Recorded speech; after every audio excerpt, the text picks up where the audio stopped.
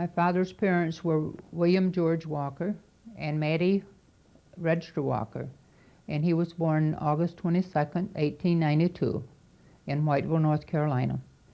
He was one of 9 children. He was the 6th of 9 children. And my grandfather had 3 wives and altogether fathered 17 children. He lived on a farm. He was a farmer, and he raised sugar cane and tobacco and peanuts, which were big crops in the South in those days. My father helped on the farm. He attended school for only about 3 years, I believe, because he was needed to work on the farm. He did not go into the service. He was too young to be in the Army. But he stayed home until he was a young man, in his late teens, I believe. And he left home and he traveled across the South. And eventually he settled in Savannah, Georgia. My mother's parents were George Charles Sparks and Ida Cook Sparks. And she was born July 21st, 1909 in Savannah, Georgia. She was a city girl. They always lived in the city. And my grandfather at one time was in the insurance business. I don't know a lot about him, but because we didn't live in Savannah at all.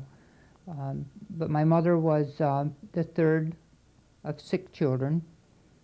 She had an older sister and a brother and a younger sister. And my grandmother lost 1 child in infancy and 1 was stillborn. And she was in ill health a lot. And my mother had to help her at home, being the oldest daughter at home. And she had to take a year out of school in her teens to help my grandmother. And she didn't want to return to school because she wasn't comfortable about being the oldest in the class. When my father settled in Savannah, Georgia, he got a job as a fireman, and he drove a fire truck for his company. And that's how he and my mother met. She used to pass the firehouse on her way shopping or to school or whatever, and they started going together. And when they wanted to get married, my grandfather didn't approve, I think mostly because my father was quite a bit older than my mother, about 17 years. So he didn't want him to get married. I believe he was offered a job in Tampa, Florida, my grandfather, and he took the opportunity to go down there. And he moved his family to Tampa, and my father followed my mother down there. And they were married after convincing my grandfather that they really wanted to get married. So they were married December 25th on Christmas Day, 1926 in Tampa. Well, my mom's parents were born in Palermo, Italy, and their name was Palermo also. My mother's father and mother, they died when the kids were kind of young. So they put them all in an orphanage, but my mother. My mother got married very young in Italy. She must have been 16 or 17 years old when she got married. And the ones in her family were, my mother was called Giovannina Asento. Then it was my uncle Louis Palermo, the name. Giovannina Palermo, my mother's name was. And my uncle Louis Palermo. Then it was Rose Palermo. Then there was Teresa Palermo. Then there was Elizabeth Palermo. And then there was Joe Palermo. That's all my... And my mother got married, I said, at the age of 17 to my father, and the rest of the kids were put in an orphanage. And my mother and father came to this country. At the time, when they had health examinations, my father at the time must have had like a pink eye in his eye. They wouldn't let him come across to New York City. So my mother came over first, and then when my father's eye cleared up, then he came over.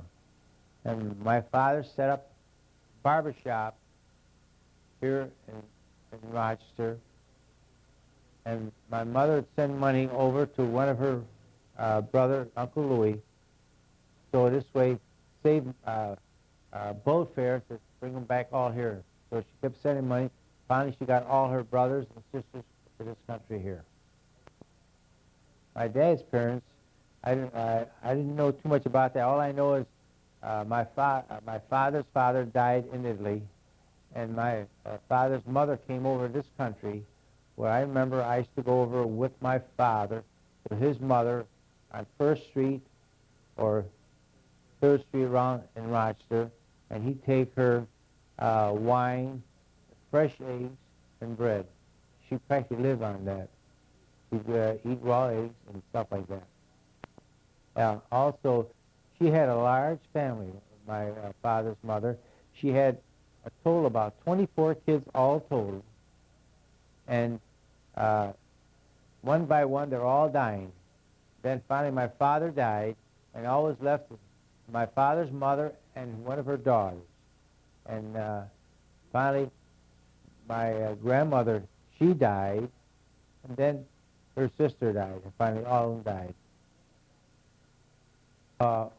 Before my father came to this country, when, he fought in World War I, and he never, I don't know how long it lasted with him, but then he got me he brought home a souvenir, like a pair of binoculars I have there. But I didn't know too much about him spending time in the service, but he did fight in World War I. After my mother and father were married, they started doing picture work and traveling in North and South Carolina. They would spend time in towns till my father got jobs and finished those, and then they would go on to another town. And while they were in Hamlet, North Carolina, I was born on May 15th, 1928. They were living in a boarding house, and the lady that ran the boarding house was very nice to them. So when I was born, my mother named me after her younger sister, Evelyn, and after the landlady's baby daughter that had died, and her name was Louise. Okay. And after living in Hamlet for a while, my father got work in Wilson, North Carolina. And in Wilson, my mother had another baby girl, June Elizabeth, and she died in infancy. I don't know how old she was exactly, but just a few months old. And also in Wilson, my sister Nadine was born in 1932. And after having 2 children, my father and mother must have found it difficult to travel with them. So my father decided to go back to Whiteville and settle in Whiteville. We went back and stayed with my grandfather and his family for a short period of time. My father helped around the farm. He used to sit at the tobacco barn at night and keep the fire going, because they had to keep the tobacco at a certain temperature so it would cure. And I can remember my mother and I sitting out and keeping him company, sometimes in the evenings. And she was pregnant again at the time. She used to like Milky Way candy bars, and she also used to like to suck on lemons, lemon juice. While we were with my grandfather, I remember I could stand on the front porch and look in the window. I'd see my mother sewing on the sewing machine, making clothes. And also, at that time, she used to read to me, and she taught me to read. I would follow along on the story as she read it to me, and that's how I learned to read. My father wanted a home of his own for us, and he was finding it hard to find a place. His brother, my Uncle Chancey, had a large tobacco barn that was built out of logs. So they decided to take the tobacco barn apart and use the logs to build a house for us. So they built a one-room log cabin right down the hill from my uncle's home. And we moved into that when I was about 5 years old. After we moved into the log cabin, my mother had a baby boy, and we named it Shade Charles. And he lived to be almost a year old, I believe. And then he got ill. I believe it was diphtheria or some disease that was going around at the time, and we lost him around about a year old. I can remember with my little brother, my mother would let me sit by the window and hold him on my lap, and we'd look out the window and see my father working out in the garden. And also while we were in the log cabin, my brother Rudy was born. He's 7 years younger than I am. My father, I believe, was happy to have another boy after having lost little Shade Charles. So my brother Rudy was born while we were in the log cabin. Children used to play out in the woods and around in the yard, always barefooted in the summertime. And one day I came running around the side of the house, and I saw what I thought was a pretty piece of cloth on the ground, and I leaned over to pick it up, and I saw that it was not a piece of cloth, it was a rattlesnake. And had been warned about being careful of snakes. So I gave a scream, and my mother came running, and my father was working in the cane field next to the house at the time that's happened. And she called my father, and he came running, and he as soon as he saw the snake, he grabbed me and set me up on a bench and started looking at my legs and feet to see if I had been bitten. And seeing I hadn't, then my mother threw over the axe to him, and he went and took care of the snake. But that was the dangers that we had living out in the country and going around barefooted when we were young. We moved from the log cabin to a house on the outskirts of Whiteville, which we call the house on the highway. And after moving from a one-room log cabin into a house that had 5 rooms, we had a lot of room. And it also had a large front porch across the front that we children used to play on. It was across the road from my uncle, Uncle Dewey and his family, my father's youngest brother.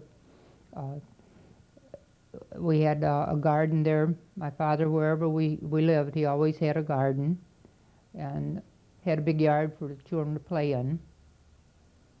Okay, when my father was here in Rochester, he was a barber, and he must have weighed about 110, 115 pounds. He was really a sharp dresser, and he had a nice barber shop, and he had 2 barbers working for him and a manicurist. And he had he used to like to play cards at night. And we were all well taken care of. So when he gets through work, he'd come home, he'd have a handful of change, and all of us kids would be in the house. He said, okay, boys and girls, we're going to start throwing some change up. And then we'd throw the money up in the air, and we'd scramble down to the floor. We all started grabbing what we can grab on the floor. And when I didn't get as much as the other guys, Tom Mersola was there, Teresa Mersola, my brother Tommy, Teresa and Sally and all that. I'd grab money, and I found out I didn't have as much as the other ones. And I started crying, whining, and all that. He said, okay, be quiet, so you give me more money. When we lived on Walsh here, I was a kid before winning the service, my mom had a coffee pot all the time, and she'd bake several pies, like about 14 to 15 pies, make, we call them wuchidatis. She'd get a big laundry basket, just fill that thing up with those kind of sweets. And my uncles and aunts and cousins and all that, we had constantly visiting all day long, 7 days a week, people coming over our house, having coffee and shooting the breeze. It was like a meeting place for all of them. All right, when I was a little kid, my father died in 1932, and naturally my mother didn't have no income besides my father. So my brother Frank went out to work in a shoe factory, and I went out, I was selling magazines and candy bars to make extra money. And I did pretty good for that time, make 2 or 3 cents on each magazine I sold, 2 or 3 cents on candy bars. I was doing real well. And I give the money to my mother to help out with the expenses. To earn money when I was young, one of the things that I did, a company would send a box of maybe 2 dozen candy bars to whoever ordered them, and I decided that I would do that and make some money. So I'd taken the box of candy bars and the little punch card that came inside. I would go around to houses and to people that I would meet on maybe just walking and ask them if they would like take a chance to get a free candy bar. So they would, if they said yes, they would punch one of the little punches on the card, and whatever number was under there, they would pay me for the candy bar. And if it said 0, then they would get the candy bar for free. And I don't know what I got for doing this, but I must have made a little bit of money on it, and it was fun to do that. Other things I did to earn some money when I was young, I used to pick strawberries. We would go along the rows and pick and put them in quart baskets and set them along the row. And for each quart we picked, we got a little coupon-like thing. And then at the end of the day, or when we finished that job, we would turn them in and get 1.5 cents for each coupon we had, which was for a quart. Another thing is I used to work in tobacco.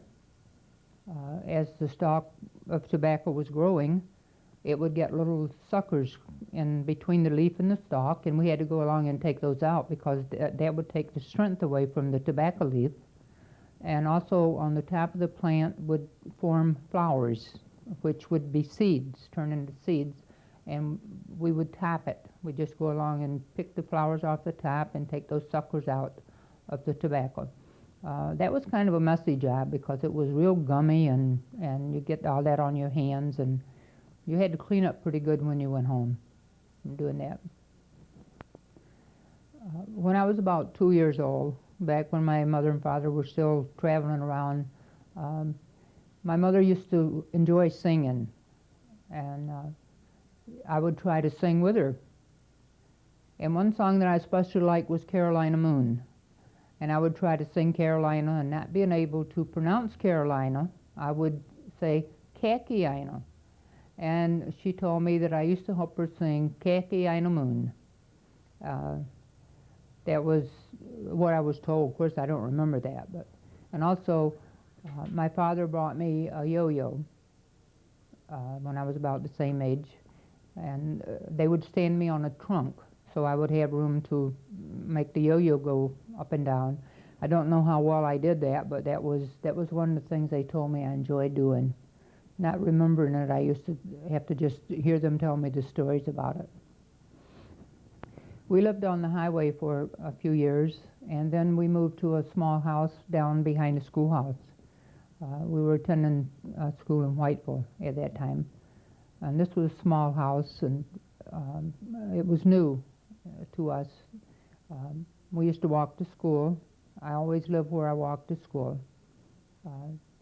And after we moved from behind the schoolhouse, we moved to a house on James Street, which was right in town, not too far from the courthouse. My father, the years that we lived in North Carolina, he did painting. They would, with my Uncle Chancey. They painted houses and stores and whatever needed painting. I remember they did paint the courthouse, the trim on the courthouse, and also building the hospital. They painted the new hospital. And that's what he did to support his family during the years that we lived in North Carolina. And after we moved on James Street, work got scarce. And my father and mother decided to move back to Savannah, Georgia, where my mother's family had returned from Tampa, Florida. So in the spring of 1943, my mother and father and my younger sister and brother went back to Savannah, leaving my sister Nadine and I with relatives in Whiteville so we could finish our year of school. And after school was out in the spring of 1943, my sister and I were put on the bus to Savannah to join my mother and father and the other children in Savannah. My father had gotten a job at the shipyard as a fireman, and he had rented a house for us in the project that mostly, I think, shipyard workers lived in at that time. And this was a duplex. We had one end of a duplex. And I remember when the bus got into Savannah and my father met my sister and I, and he took our suitcases and took us home on the streetcar. And when we went and walked into the house, which was at 516 Pennsylvania Avenue, it was so modern with a bathroom. And that's the first home that we had ever had with a bathroom. We always had, in North Carolina, we always had outdoor house. So we were really excited about having a house with a bathroom in it. Okay. School started in September, and I started school in Savannah, and I was not happy about going to a big school. I had been in Whiteville all my life, and I knew everybody there, and it was very hard for me to adjust from a small town school to a big school. But I did begin in September, and I had finished the 9th grade in Whiteville. And when I went to Savannah, they put me in the 11th grade because they had 12 grades in Savannah and they only had 11 in North Carolina. And I had taken enough math and I was up to where they felt that I could go into the 11th grade. And while I was going to school, I also worked. I think I had left Walgreens drugstore and gotten a job in a place called the Theater Soda Shop, which was a popular place. They had sodas and sundaes and sandwiches and things for people. I worked after school from 4 to 11:30, and on weekends. Well, one morning, my father was sick in bed, I remember. He's in the bedroom there. And my brother, we had one of these day beds. My brother Frank, my brother Tom, and I, we all slept in the one bed. And I can see my father. I look over to the bedroom there. He was sick. He was laying in bed. He seemed like he had a hard time breathing. So that morning I got up and went to school. On the way coming home, this called Sam Guarneri, one of my cousins, stopped me and my brother Tommy. He says, Tom, come on over here. I want to talk to you. So we went in the house. He said, stay here a while. So we stayed in the house. In the meantime, my father had died. I didn't know nothing about it. And that evening, he got a tie, put a tie on me and all that. My brother Tom, guess Tom must have knew what happened. He started crying. I couldn't figure out why my brother Tom was crying. So then he says, oh, let's go to your house now. So Sam Guarneri and myself and my brother Tom, we started walking towards my house. They said, you know, I got some bad news to tell you guys. You know, your father died like that. So we went to the house, and they had my father laid out in the bedroom where they took the bed out and they put the coffin in there. And in the living room, they had all these chairs lined up. My mother sat across from the casket. They keep them in the house for 3 days. And my mother just stood there. I don't think she ate in 3 days. My mother just stood there, cried all the time she was.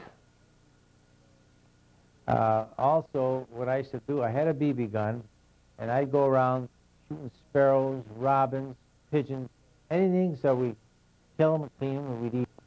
Also, when we were kids, I had a bicycle there. My cousin Tommy had a bicycle, Cy Petula, Joe Leone. There was about 4 or 5 of us guys. We all get on our bikes, and we all made our lunches. So I was the only one that had a basket on my bike, because I used to sell candy bars and stuff. I had to have a basket in it. And they all go ahead of me, and we headed out for Hubbleton. From where we lived to Hubbleton was 25 miles one way. So we ride our bikes to Hubbleton, then we go for a dip there. So when we got there, it's okay, we're hungry. Where's the lunches, Louis? I said, well, I don't know. I said, they're just gone. And I still, to this day, don't know if I ate them or they fell off my bike. When I was small, we also had like a white German Shepherd, it would look like, and we called him Fluffy. And I had a lot of fun with him. I still play with him in the backyard.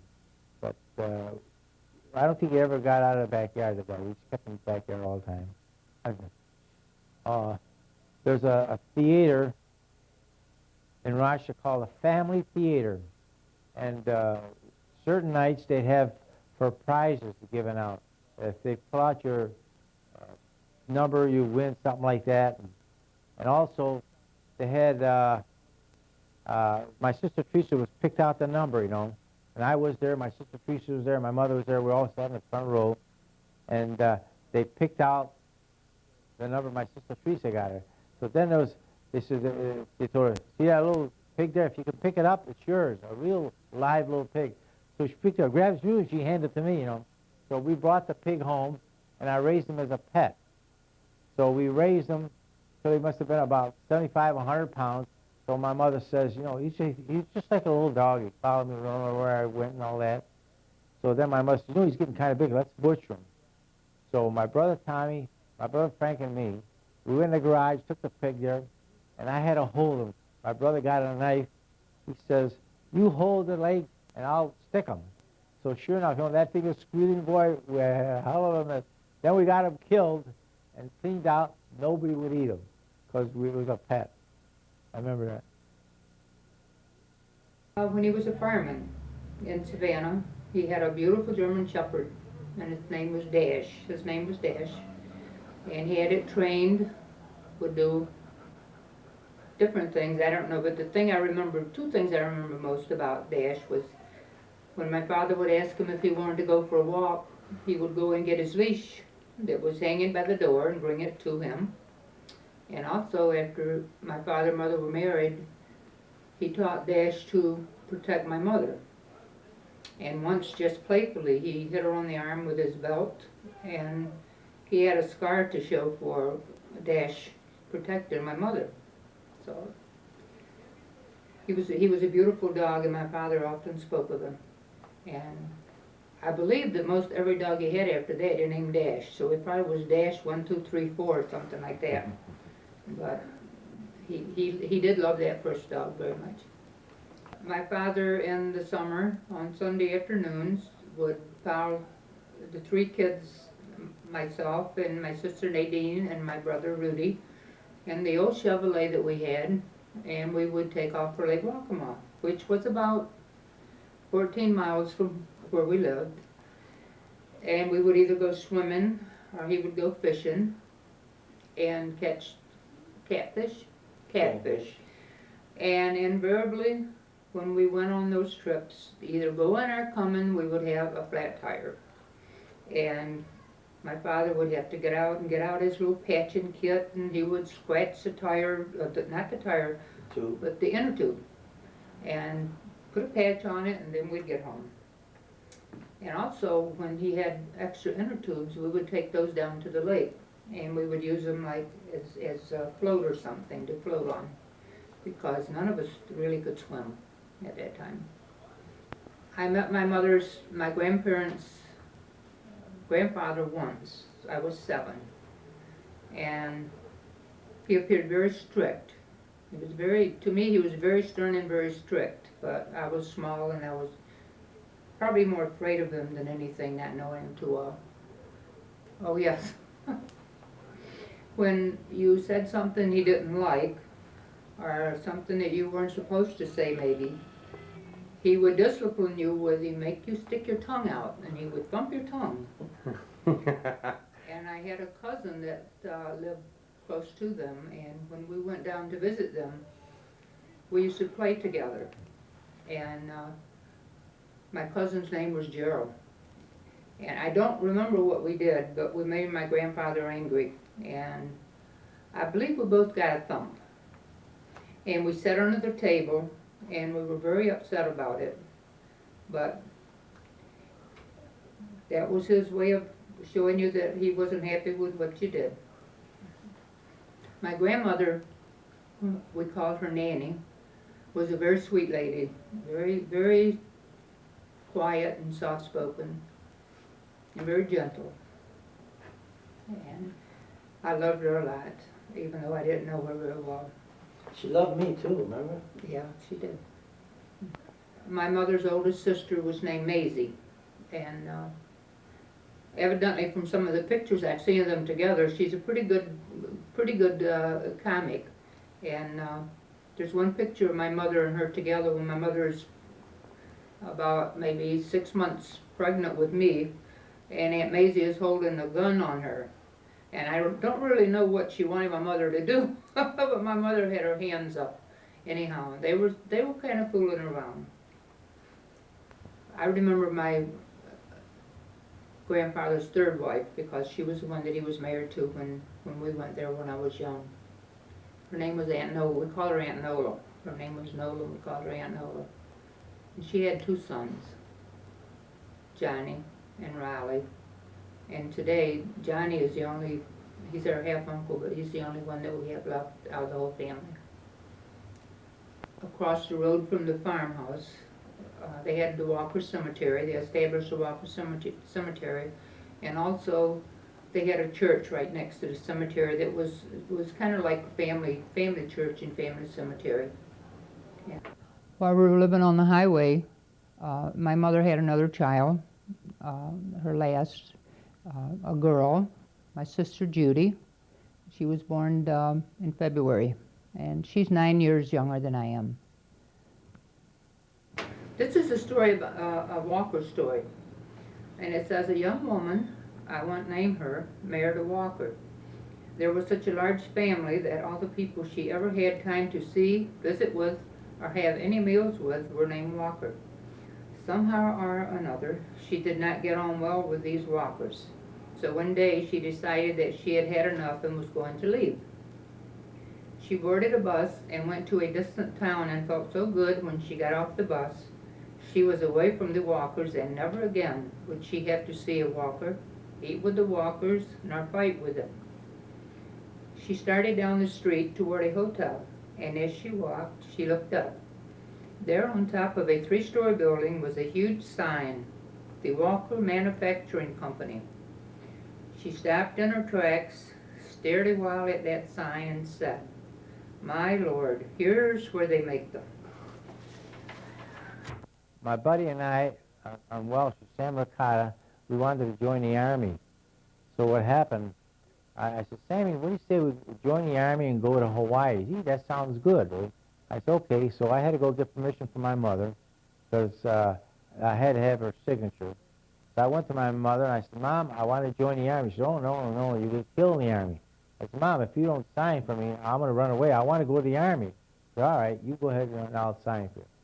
So Sammy and I, we both went to the recruiting officer, and we both signed up, and we told him we wanted to go to Hawaii. He said, all right, we'll take a physical, and then we'll send you to Hawaii. So we both took our physical, and then the recruiting officer says to me, he says, you can go to Hawaii, but Sam, you're underweight, and you're kind of a little nervous. You got to stay in the States. So I said, oh. I says, if you don't go to Hawaii with me, I don't want to go to Hawaii. I says, I want to go someplace else. And so where do you want to go?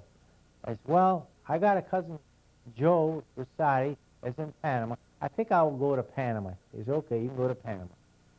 So I signed up, and we were all set to go. So they shipped me. I was sworn in as a soldier, and they shipped me to Fort Slocum, New York. So we took a train and went to Fort Slocum, New York.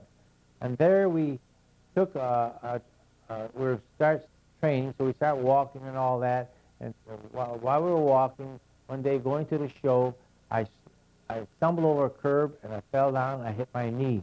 And my knee puffed up on me.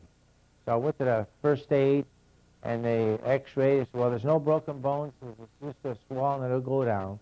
So I said, okay. So then, about better than 2 months, they said, now you're going overseas. So we took a boat called the Shadow Theory. We got on a boat, and it took us about 8 days to get on the Shadow Theory, this old boat, and I was kind of seasick on that boat for the whole 8 days. I couldn't hardly eat and all that. And finally we got to Panama. And in Panama, I stayed there for about, I went to Panama, and I was in a motor pool.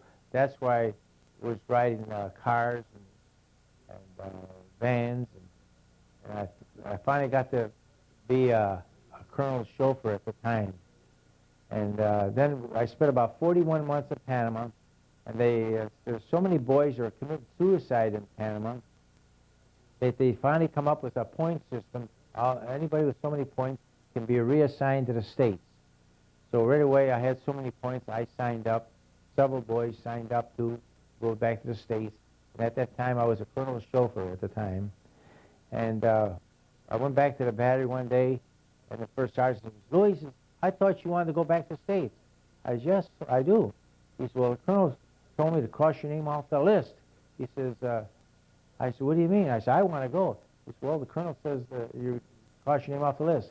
And in the morning when I went to pick up the colonel, I said, sir, I said, I was understanding that you crossed my name off the list. He said, yes, Corporal. He said, I did it for your own good. He said, because once you get to the States, he said, you won't be there any length of time. They'll ship you overseas again, and you'll be seen in action. You might get killed. You're better off to stay here. I said, sir, I want to go back to the States. He said, okay, you can be on the top of the list again. So I went back, and the first sergeant had my name on the top of the list, and I was sent back to the States again. So when I got sent back to the States, we went back by boat again, and I was sent to a place called Fort Sheridan in Chicago, Illinois, and there I had a pen pal I was writing to, a Polish girl. So all the time I was in Panama, so I met her one day, and I thought I liked her and all that. And then from there, they shipped me to Camp Stewart, Georgia. And that's where I went to Camp Stewart, Georgia, and I met my wife, my girlfriend, I call her. Her name was Louise Walker at the time. And I spent about, I'd say less than 6 months there in Georgia. I was in a new outfit, in an aircraft outfit. And we were training on these 40 millimeters and 51 rounds, shooting an aircraft. And then from there, we were had orders to go for overseas again. And we got on a boat again, and we took off, and we landed in Marseille, France. That's where they put on these landing boats, they call them amphibians. They landed us all there. That night it was raining like crazy, mud. We slept in the mud, and we were sitting there waiting for our guns to be so we can go into action there.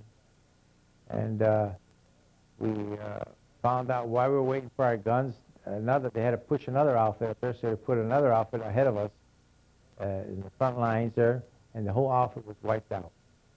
So then finally we got our 40 millimeters and a 51 mount, and we went to in the action. And I think at the time I had 3 major battles while I was in Germany, and then when the war was over in Germany, but the war was still going on in Japan at the time, they said, okay, now all the high pointers are eligible to go home, to be discharged right away.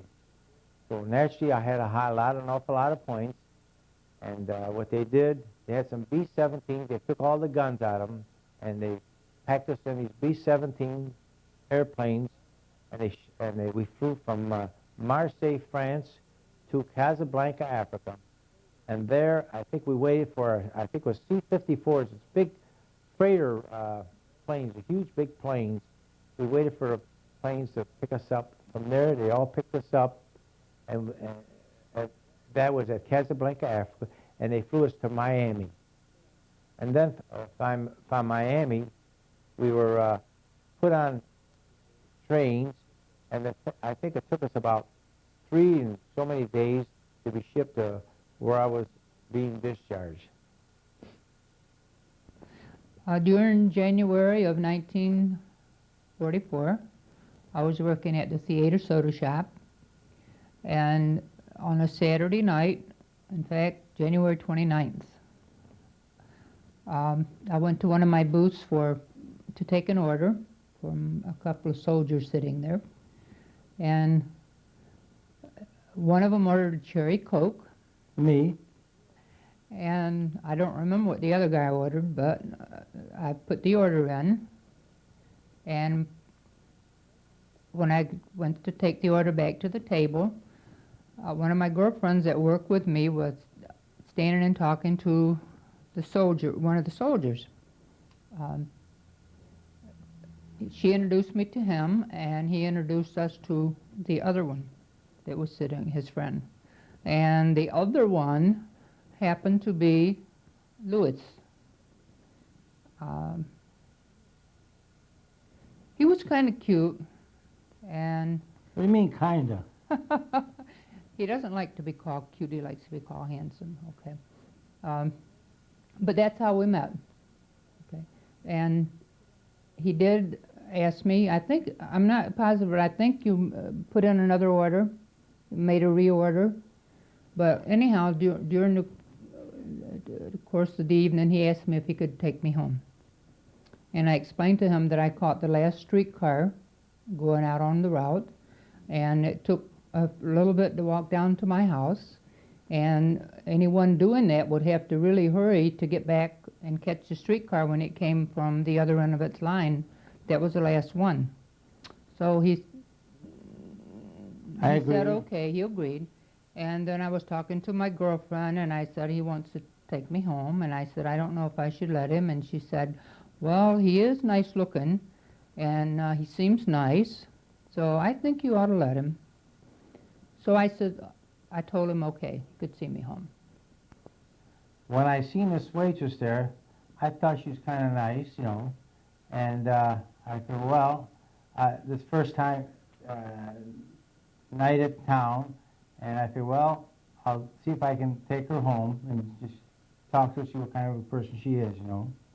And I thought she was about 18 years old. I never thought she was a young girl as what she really was.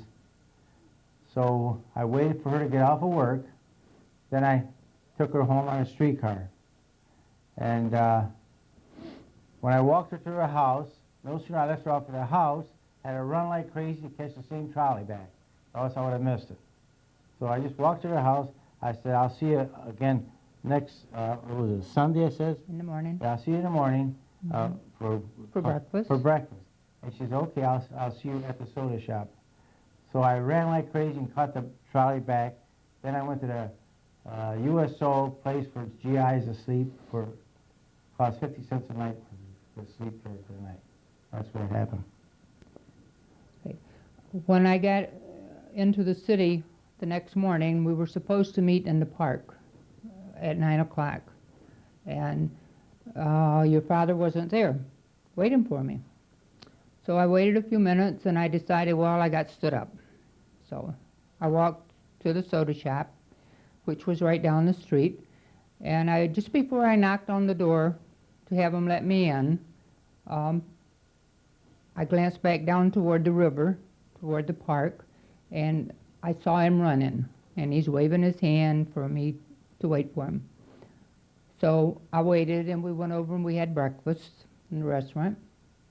Soda shop opened at 11, and so it wasn't open, so we had to go to another restaurant. And while we were sitting at the table having breakfast, somehow his wallet, either he was showing me the pictures or I saw pictures of a lady and some children, and I asked him if he was married. And he said, no, that was his sister-in-law and his nieces and nephew. So I said, okay, as long as you're not married. That was their really first meeting, Saturday night and Sunday morning.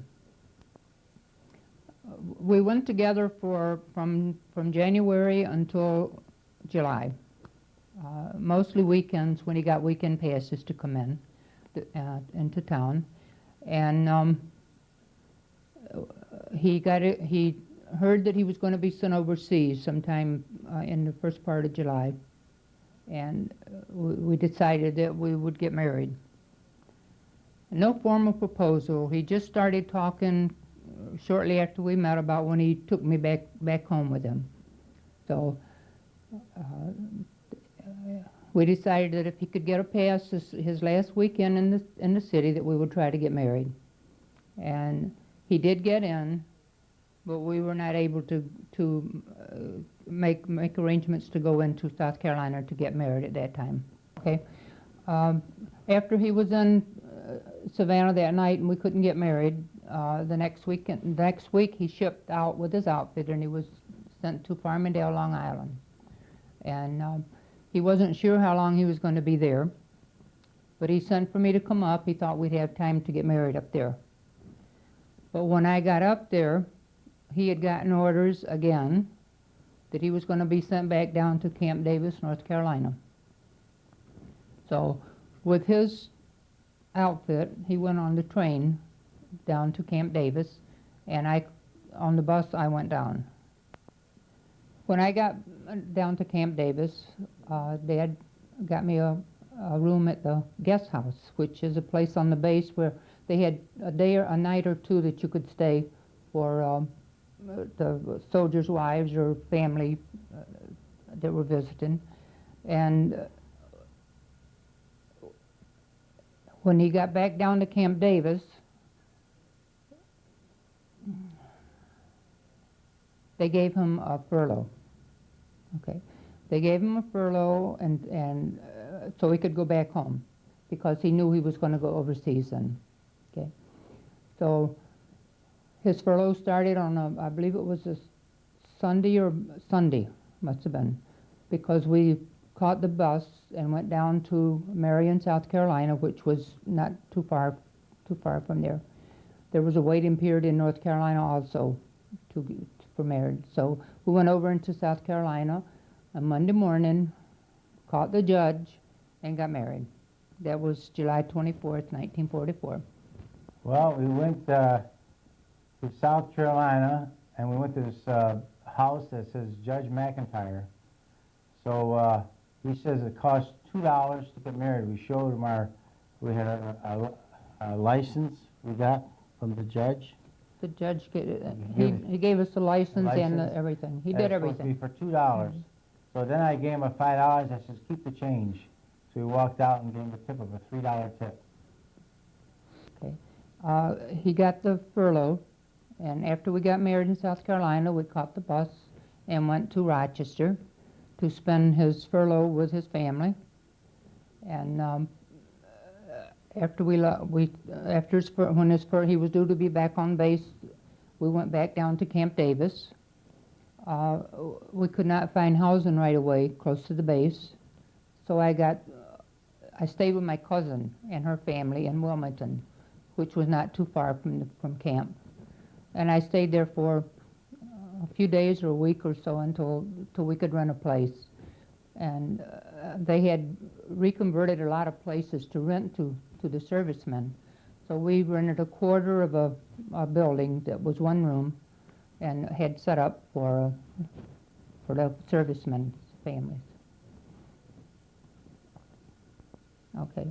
While we were waiting for Dad's orders to come through, we knew he was going to be shipped overseas. We just basically relaxed and tried to have our time together there because we knew it would be a short period of time before he did go over. And finally, I don't remember if he knew when he was going to leave exactly, or if I had to leave and go home because we ran out of money. We didn't have enough money to continue renting the place. So I went back home, and Dad stayed at the base. And before he was sent overseas, he did get another weekend pass to come, and he came back down to Savannah. And after that, then he went back to Camp Davis, and he was sent overseas. When Dad was overseas, I stayed with Nanny and Granddaddy for a short while. And then I got a job at the Union Bag Paper Company, and I moved into a room with a girlfriend of mine in a home of a widow. And I worked at the Union Bag, and Dad was overseas about 10 months. And he came back first part of July. We were back together for our anniversary, first anniversary. After Dad came back from overseas, we spent about a week in Savannah with Nanny and Granddaddy, and then we got bus tickets to head for Rochester. And on the way up to Rochester, we stopped in North Carolina, so Dad could meet my relatives there. And while we were spending some time with them, he learned how to crop tobacco with my cousins. And also, we were visiting one of my aunts and uncles, and the mule got away. And my uncle wasn't home. It was during the day, and nobody was home with my aunt except Dad and I. And Dad, tell him what happened with the mule. Well, the mule ran away, so I started running down the road after the mule. I must have ran about a half a mile, no mule. All of a sudden, some pickup truck came by. He says, were you looking for a mule? I said, yeah, I'm chasing it. He says, about another quarter of a mile, the mule, I caught him and I tied him up against the house next to the porch. He's up there, you'll see him on the left-hand side. I said, okay. So I go about a quarter of a mile more, and here's this mule tied up against he had just a rope around the muzzle of his nose, around his neck. So I figured, well, I'll walk him back. So I'm leading him. He reaches over and he bites my side. And I was sweaty. Luckily I was sweaty. His teeth just slid off my side. I said, this ain't going to work. I said, I think I'll ride him back. So I walked him up against another porch, and I got on him. And the minute I got on that mule, he started running sideways through brushes and trees. And, oh, man, he was trying to knock me off. And finally he started heading towards home. And in the meantime, he'd go up and I go down. He'd go up and I go down. And finally, when I got there, I got off, my bottom was all red. I was walking like a real good cowboy. Like a sailor. Yeah. But my aunt was happy to get the mule back, but she really teased Louis about he wasn't a rider. I wasn't a horseman. He wasn't a rider. Okay. And after our visit ended in North Carolina, we went up to Rochester, and the first place we lived was with Aunt Grace and Uncle Frank. Dad had to get a job, and we decided to stay with the family. They asked us to stay with them, so we bought a bedroom set and put it in on an empty room that Uncle Frank and Aunt Grace had upstairs. And Dad went out looking for work very shortly after we arrived in Rochester. The next day. And he got a job at Kodak. Well, Kodak Park? I'll tell this one now. Okay. You went to employment office. I went to the employment office, and I says, I'm looking for work. I just got out of service. He said, what'd you do in the service? I said, I drove a truck and half-track and all that. He says, well, he says, would you like to drive these big trailer trucks from state to state? No. I says, can I bring my wife with me? He says, no, just you. You can't, they won't let you do that. You just go by yourself, and you come back 4 or 5 days or a week later like that home. I said, I don't want that. What else you got? He said, well, we got probably you can get a job at Kodak. I said, I'll try Kodak. I went to Kodak, and that's when they hired me. Kodak.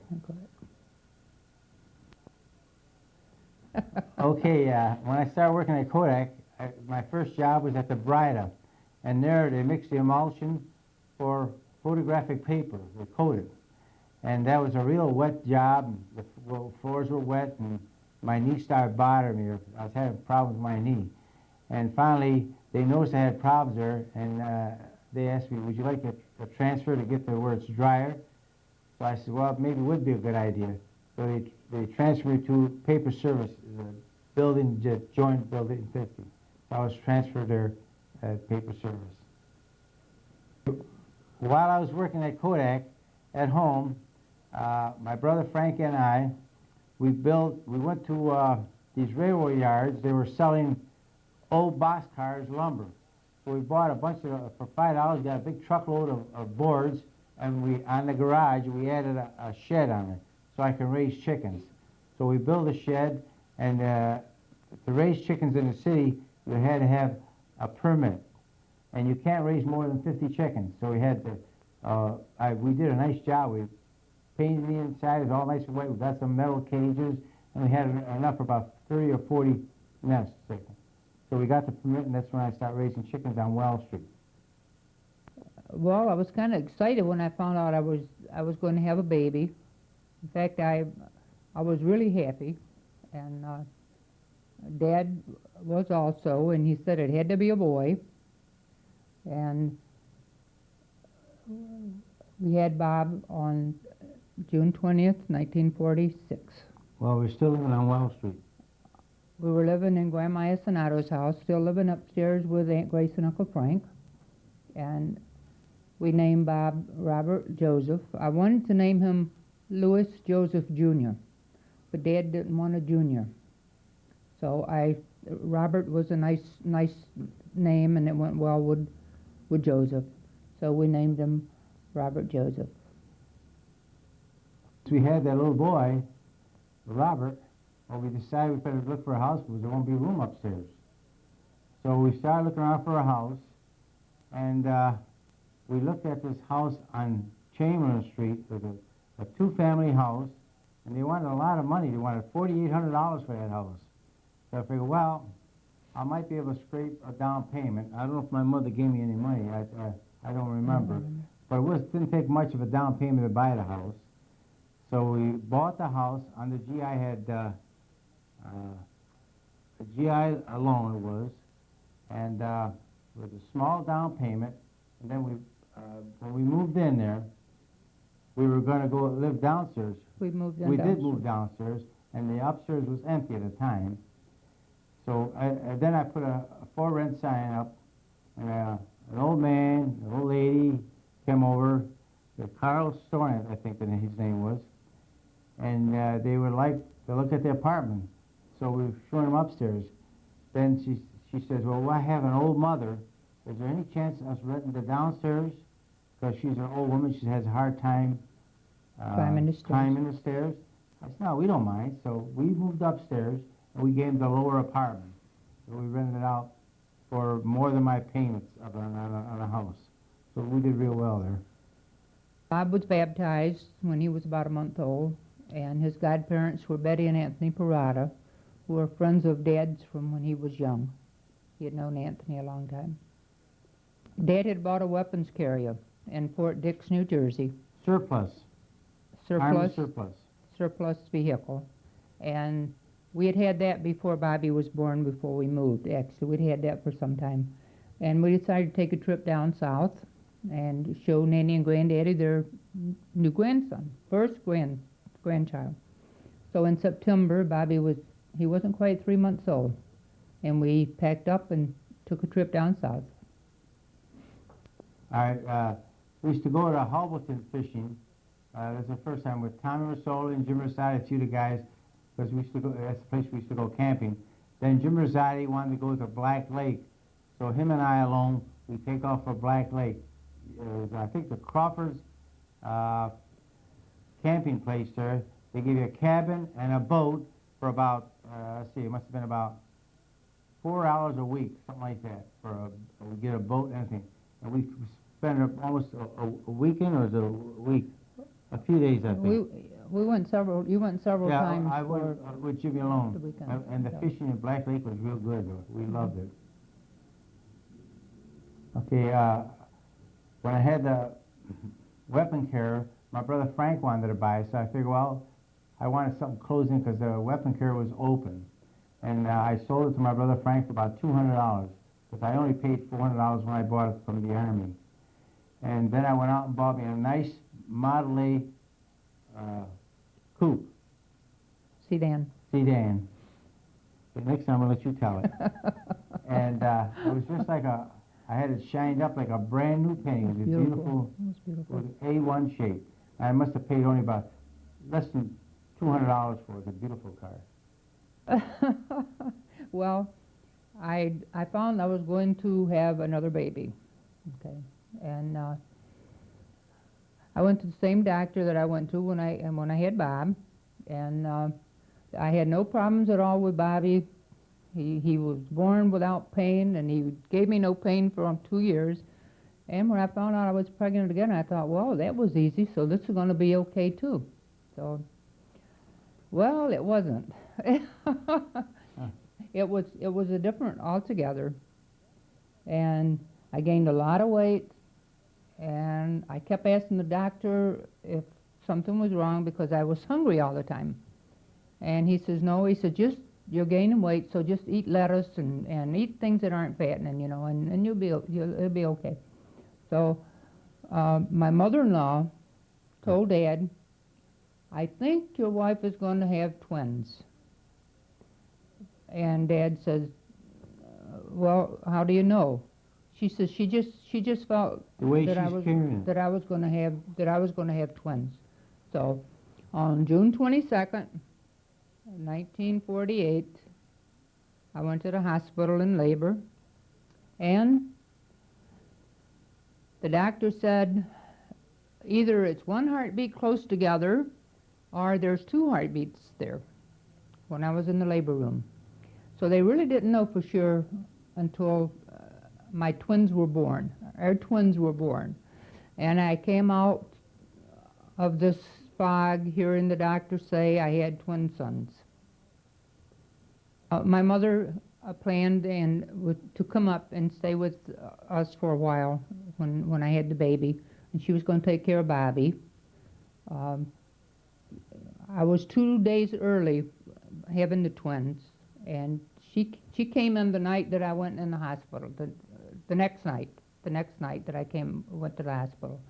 So Dad met her at the bus station and told her that I'd already had the babies, and they had two babies. And she was quite surprised that I had twins, we had had twins.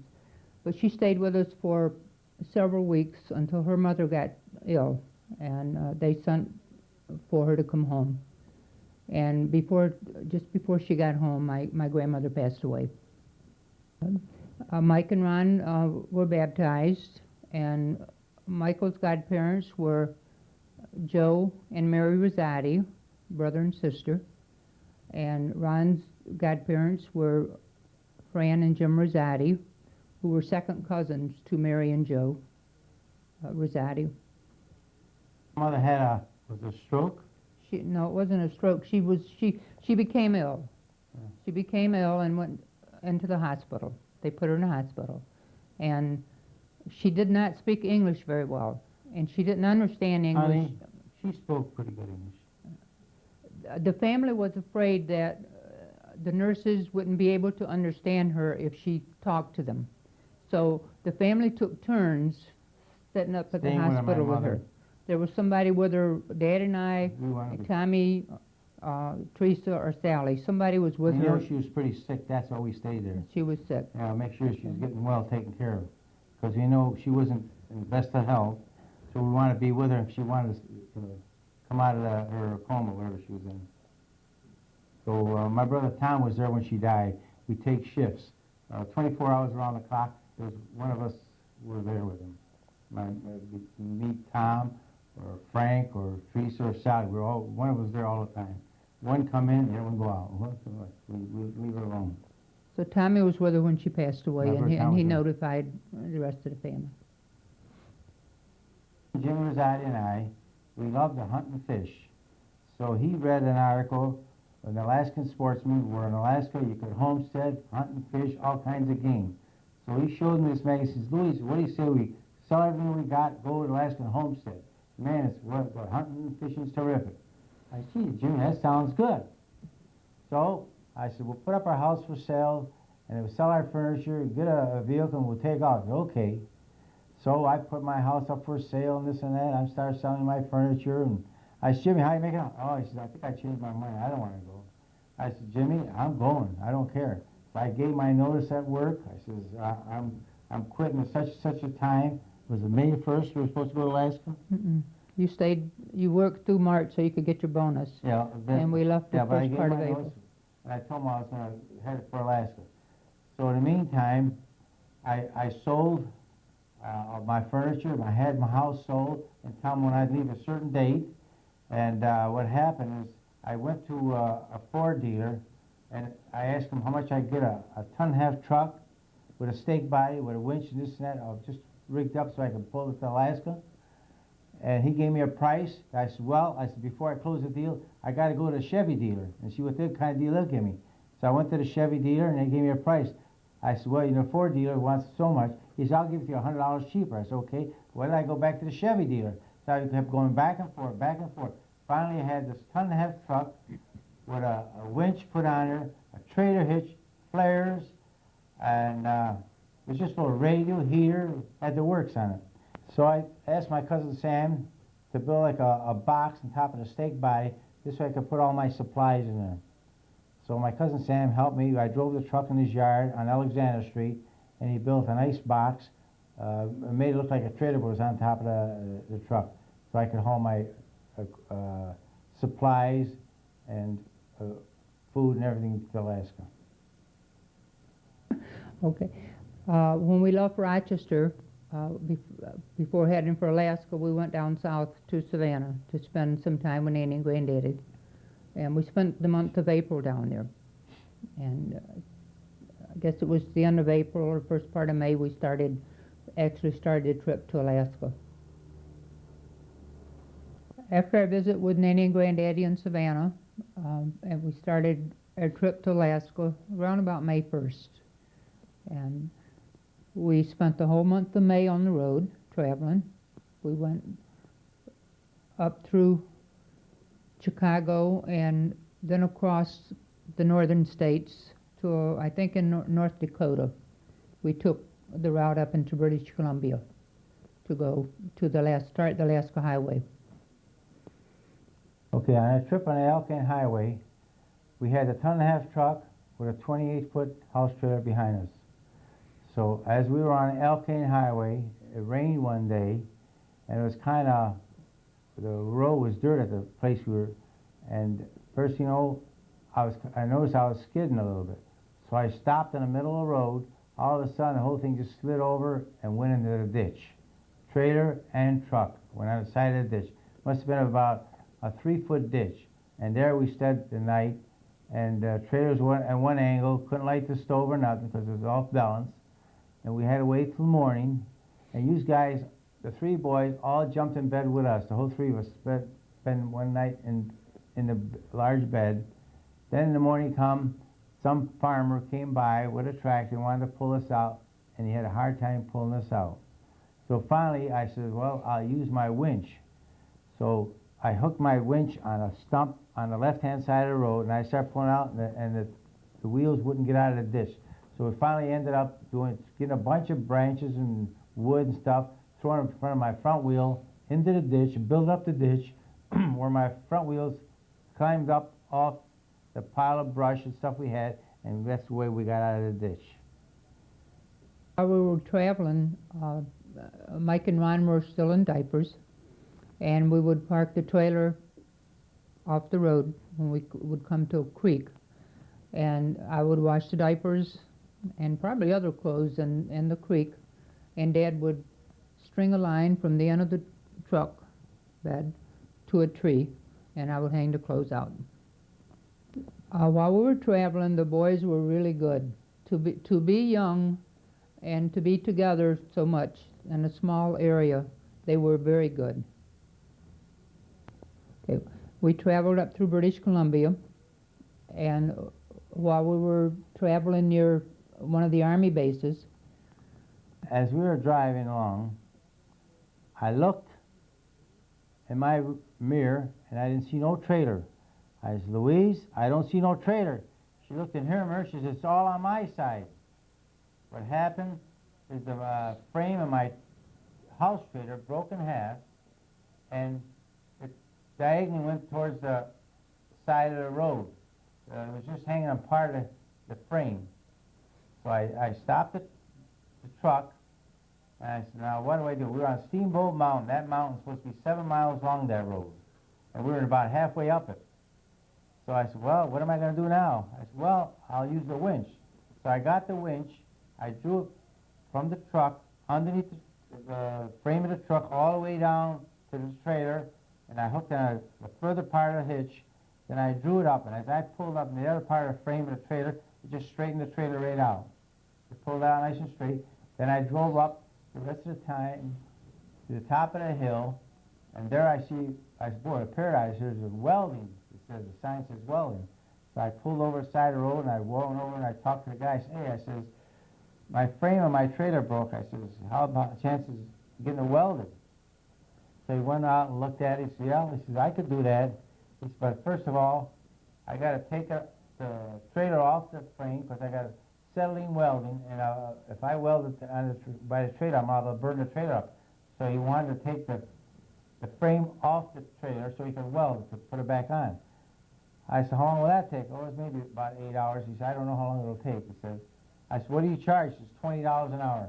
In the meantime, I looked in my wallet, and I only had about maybe $40, $50 left. I said, forget it. I said, I can't afford it. He said, well, that's what I charge. I said, well, I'll have to go see someplace else. He said, there's no other place than hundreds of miles away, he said. I said, well, I'll take my chances. So I kept driving real slow with the hitch still, the cable still hooked on that part. Finally, I see it says Fort Nelson. There's a Canadian Army camp there. So I pulled in there, and I said, I see some soldier. I said, soldier, I says, are you guys doing welding? He says, we can't weld civilian stuff here. It's supposed to be Army stuff. He said, why don't you talk to the lieutenant? So I went to one of the, it's like a house, a little house, a barrack or some kind. And I knocked on the door. I says, sir, I said, is there any chance of you doing some welding here? He said, I got a wife and 3 kids there, and I need some welding on a thing, and the guy down the road wants to charge me $20 an hour, and I don't have the money to do it. He said, well, he says, we're not supposed to do any welding, but if you get one of these soldiers to do it, it's okay with me, you know. So the guy that directed me to that officer's house there, he said, I'll do the welding for you. We got some electric welding. I said, I appreciate if you would. He said, oh, yeah, I'll do it. So in the meantime, the officer said, bring your wife and 3 kids in here. We'll make some sandwiches and stuff. So we went in there, and he fixed us milk for you boys and made some sandwiches and all that. Within an hour, that soldier came back. He says, it's all done. I said, what? It's all done within an hour. You get it all done, welded with electric welding. And I said, how much you owe you? He said, oh, you don't owe me nothing. I said, take 20. I wish you would take, because I finally forced $20 on him, because I had to keep the rest of the money for gas to get in to Anchorage. That's what we had. So the guy did it for $20 for me, and then we drove into Anchorage. Okay, when we arrived in Anchorage, as we were going into Anchorage, I had to stop real fast. Some guy ran in front of me. And this guy, it was the guy I met in Rochester. His name is Wilk. So I said, well, I'll be down here. He said, hey, you made it all right, huh? Because we met him earlier in Rochester when we lived on Chamberlain Street, when we were talking about going to Alaska, and I talked to him for a while. So he says, oh, you made it all right? I said, yep. So what he was doing is going to a shop to get some more ammunition for his gun. So he said, where are you going to park? I said, oh, I'm going to look for a trailer court or someplace. You know? He said, well, they got one down the road there. I said, you know what they charge? He says, about $25 a month. I said, oh, I only got $20. He said, why don't you follow behind me, and you can park on my land? I said, oh, I would appreciate it. So what we did is we followed him to in Spenard, and he has a log cabin house with, I don't know, a few acres he had in it. So him and we cleared a spot, and we backed the trailer in there. So after when we backed the trailer in there, he says, the outhouse is over there. He hooked me up with electricity. The well is there. Be comfortable like that. And also, we got some chicken wire, and we made a place for like a little place for you 3 guys when we wandering away. What happened? Now I decided I have to go to work, because the homestead, you had to have a road. All the homestead places were about a mile off the road. You had to have a road bulldozed to it, and I didn't have no $1,000 for the charge. These dozers charge you. They drive in a mile and drive out a mile, and they charge you $1,000, and I didn't have that money. So I figured, well, now I got to go to work. So I was no carpenter, but I used to drive a truck in the Army, so I figured I could drive a truck, you know. So I went there, and you have to be in a union, and I think it was over $60 or $70 to join a union, and I didn't have no money to join a union. So then the next thing is a labor union was $46 for a labor's union. So I rode home, and my brother Tom sent me $50, and I joined the labor's union. But still I couldn't get a job after I joined it, because the carpenters were on strike. When the carpenters are on strike, everything else stops everything else.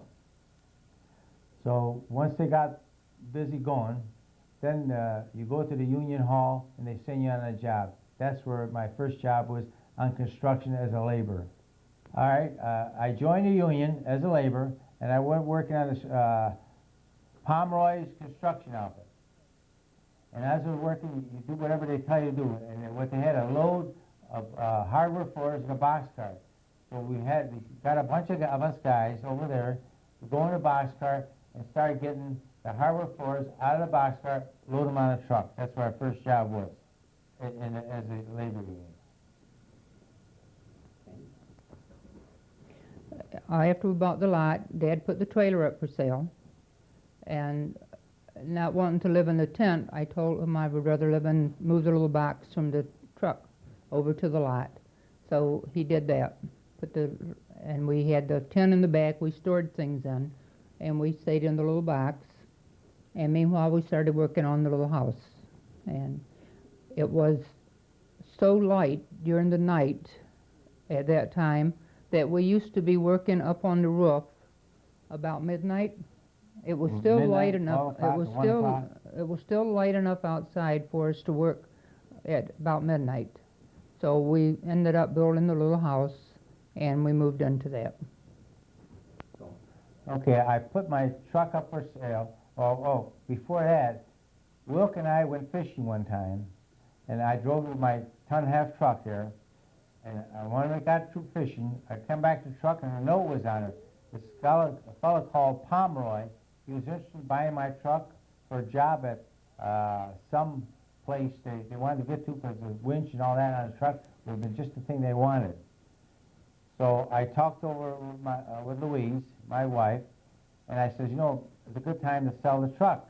This way we can buy a smaller vehicle. So I went to this guy and I asked him, I said, how much will you give me for the truck? He said, what do you want? I said, about $2,300. I only paid $1,700 for it. And he said, okay, he wrote me out a check for $2,300. And that's when we bought the lot then? No, you bought another Jeep. Oh yeah. So I was looking for a used vehicle, so I see this guy had a used Jeep for sale. He wanted $850 for it, so I bought it from him. I was driving around and the thing was burning oil like crazy. I said, whoa. So I take it to this mechanic. I says, this thing's burning oil. How about giving me a motor job? He said, okay. He did a motor job. He said, but we don't guarantee our work. They won't guarantee your work there. I said, okay, do it. So he did it, and the thing ran worse than it did it before. In fact, it wouldn't run at all after a while. So I said, Wilk, I says, would you tow it to the Jeep dealer? I think I'll buy a new Jeep. So he's behind me, towing me to Anchorage, and this Jeep dealer was maybe a quarter mile away. I said, Wilk, I tell you what you do. You get behind me and push me, and just before I get there, just stop, and I'll coast right in there. He said, okay. So he started pushing me real fast. He turned me loose, and I just coasted right in front of the showcase, and I stopped, got out of the Jeep. And inside the showcase, there was this panel delivery Jeep there, brand new one, sitting in the middle. And I looked it over, I said, I kind of like it. I says, how much you want for it? And I figured he said about over $3,000 or something like that. I forget what he asked. It was a pretty good price he wanted for it. So I said, well, how much will you give me for my Jeep out there? That's my Jeep out there. He said, how's it run? I said, not too good. I said, what will you give me for it? So he looked at it, and I figured what he offered, maybe $600 or something like that for it to trade it. I said, okay. He said, well, you got to wait. We'll come back tomorrow. I said, no, I'll wait for it now. I said, I don't want to come back tomorrow. Let's make the deal now where I can drive it away. Because I ain't about to get in that other Jeep. It wouldn't drive anyway. So we finally made the deal. We wrote the papers all out. I gave him too much down. I was supposed to give him the balance later. So I got the Jeep, and I drove away. And I don't know what the hell happened with his other Jeep, because it wouldn't run when I left it. So we had the panel delivery Jeep. It was a green one. It was really nice. Yeah. Mm-hmm. And what did you do inside of the Jeep? Inside the Jeep, what I did, I put a couple of benches on each side and the back, and I get riders from Anchorage to Fort Richardson. See, I was working on construction labor, and I charged the guys $5 a piece. I think I had 4 to 6 guys I used to have every day driving back and forth to work, and they give me $4 to $6. I figure what I was charged per person. But I make that this way, pay for my gas, and I make extra money that way, besides working as a laborer. So I did it for a while. Okay. We decided we wanted to build a bigger place because we needed more room with the 3 children. So Dad put the lot up for sale, and meanwhile we were looking around. So I don't remember if we found the other lots first or we sold the lot in Spenard first, but anyhow, we found 2 nice lots on Polar Drive, was it? Polar Drive, 2 lots. Polar Drive, which was, I believe it was closer to the city than Spenard. Closer to Anchorage. Yeah. So he sold the lot in Spenard, and we moved the box over to the lots on Polar Drive. And this was getting to be pretty close to Moose hunter. moose hunting time. And Dad moved the box, put it on the lot, and he was ready to go hunting. And I said to him, I don't have a toilet. And he said, Got some canvas? more or less to the effect, I'd rather wait till I come back. And I said, no, I'd rather have it before you go. So he dug a outside toilet, and he put a frame around it, and I believe he put canvas around it or something. Yeah. And then he went off moose hunting with Will. And we set up the little box and stayed in that. Well, the box was about the size of a small room, actually. And Sam, when he helped Dad build the box on the back of the truck, he also built bunk beds for you guys in the back of the trailer.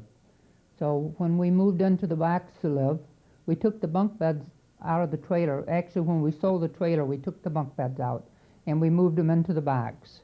And it was just a box with the bunk beds in the back, and we used orange crates, about so high orange crates. We had 2, 4, 6 of those, and we put a mattress on top of those for Dad and I to sleep on.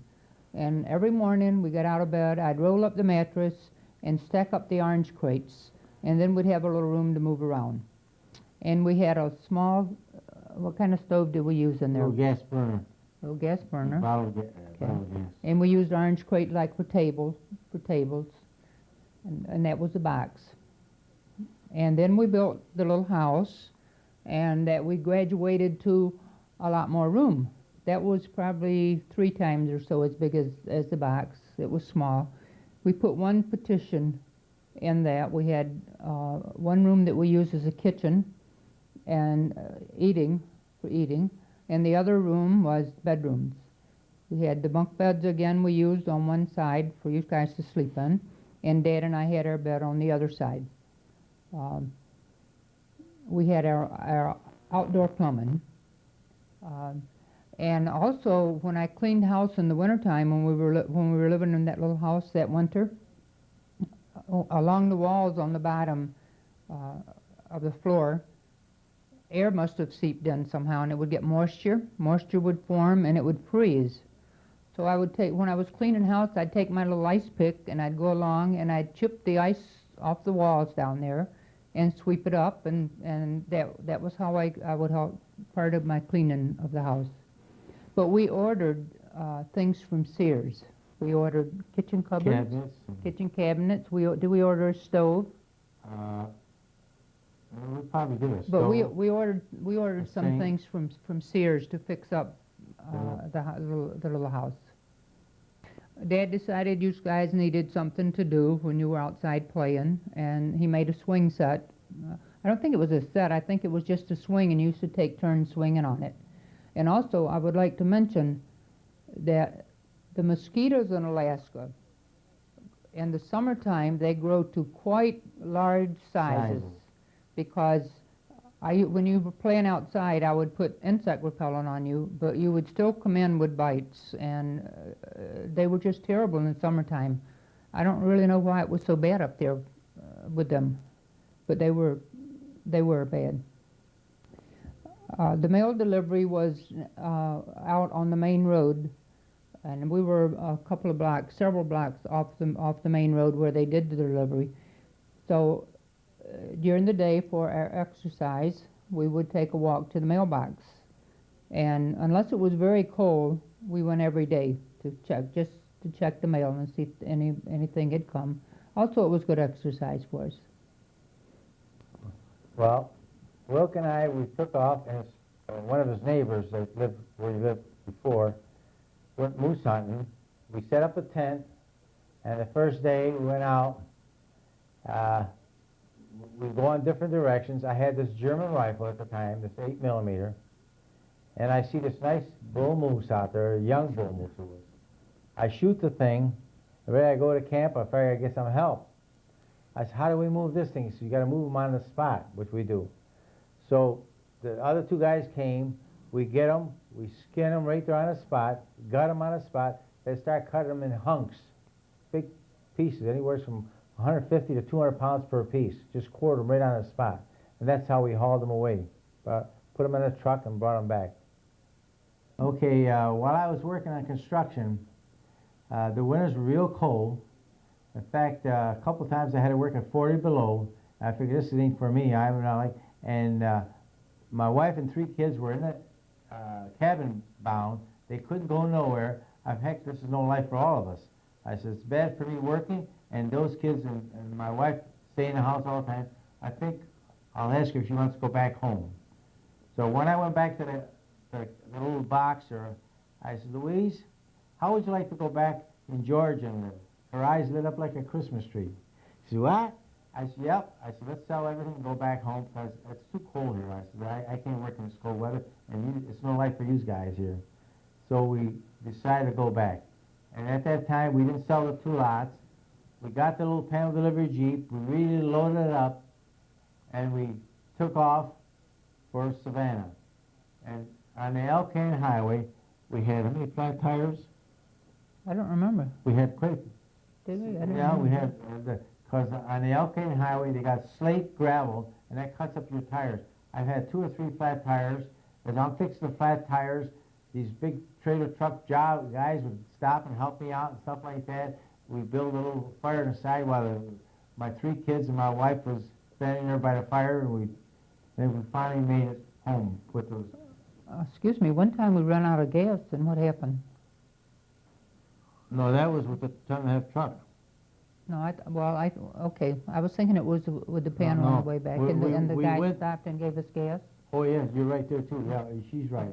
As we were driving along, I did run out of gas, and these road, this is the Canadian part, these guys that patrol the road stopped and said, what's your problem? I said, I ran out of gas. I said, how far is the gas station? Well, he says, I got some gas I can give you, but I can't sell it to you. I just got to give it. So he gave me 5 gallons of gas, because he works for Canadian roadway. So that's what got me to the next gas station. At that time on the Alaska Highway, the gas stations were few and far between. Yeah. They were not.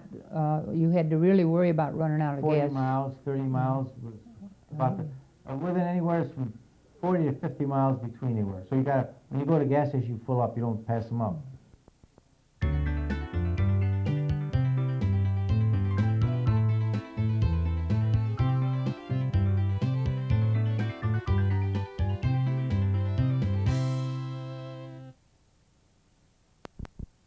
After we visited the folks in Rochester on our way down to Savannah from Alaska, we left and went to my sister Nadine's.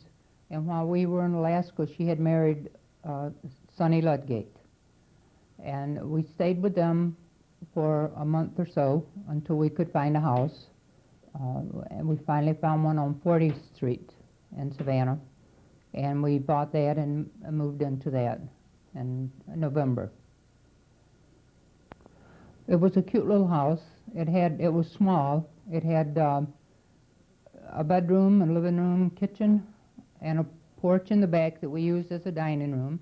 And it also had a porch on the side of the house that we had for the boys' bedrooms.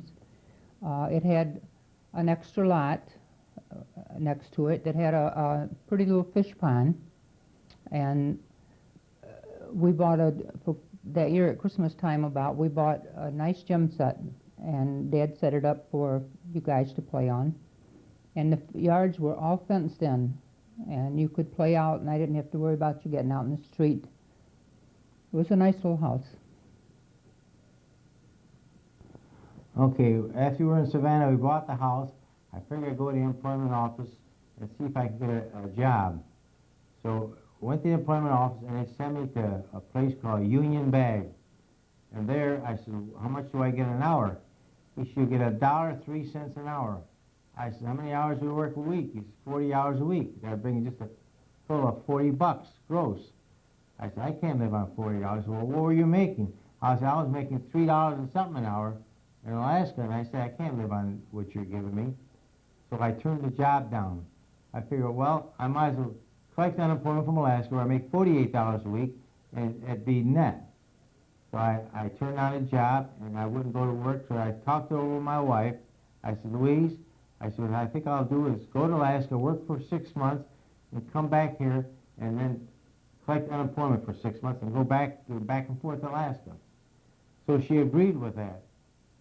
So what happened, in the meantime, my cousin Tommy from Rochester stopped by. He was going to Florida. He stopped for a little while. And I said, what are you doing here? I said, well, I'm going to Florida. I said, why don't you stick around? We'll go fishing, because I'm not going to go to work around here, because they don't pay nothing. Then I made him a deal where I said, Tommy, if you go to Alaska with me and help me put up some cabins on the 2 lots I got, I'll make you a partner. I'll put up the material and the lots. You do all the work while I'm working. You can be my partner. He said, sounds good. So we made a date when him and I were supposed to go to Alaska. So finally, it was getting near spring again, and Tom and I took off for Rochester, and I told goodbye to my wife and 3 kids that we're going to go to Rochester for a while, pack up, and then from there we're going to Alaska. So Tom and I left in my little panel delivery Jeep. We got in Rochester, and there I got a phone call from Savannah. I think it was Nadine that called me. She said, Louis, you better come back. Louise broke out in the hives. She wants you back. I said, oh my gosh. So I got in my panel delivery Jeep, and I just drove straight through. I made it in about 20 some odd hours. I finally got there, and she was all crying, all broke out in hives. She said, I don't want you to be gone so long. So I said, oh, what do you want me to do? Well, let's sell everything here, go to Rochester, live. We go to Alaska, sell the lots, and we work and go back to Kodak. I said, okay. So I sold the furniture. I put up the house for sale. I sold that too. Then I got the boys and what little we can carry in the panel delivery Jeep. Went to Rochester, and then again, I was looking for a place to stay. Okay, after we left Savannah, I had my panel delivery Jeep with my family. We stopped at my sister's, my mother's house, and we put the family there. I figured I'd rent a place before I bought a place. So I went across the street. There's a person I knew from the time I was 6 years old up to the time I went in the Army. His name was Nick. I went to Nick. I says, how about renting me your apartment out there? He says, Louis says, you got 3 kids. I don't rent to people with kids. He says, I'm sorry. So he wouldn't rent to me. So then on the corner, there's a store called Casanova, and he had a little house in the back, that he had to rent it to a guy, and the guy just moving out. I said, Mr. Casanova, can I rent your place there? He says, oh, Louis, he says, I don't rent to people with kids. I said, well, how about selling it to me if you want? He said, okay, I'll sell it to you, but I won't rent it to you. So I said, how much you want for that little place? He says, $2,000. I said, okay, I'll buy it. So I bought the place. And that's where we bought that house on 97 Wall Street. And after I bought the place, I moved the family in there. And then to go to Alaska, I told my cousin Tommy, I said, before we go to Alaska, I got to get my brother-in-law, Rudy, here to watch my wife and help my wife out. So I sent tickets to Rudy to come to Rochester to live with his sister and my 3 boys. And then when he got here, Tommy and I got packed up and we were taking off for Alaska. All right, so we left from Rochester, my cousin Tommy and I, and we were driving to Alaska.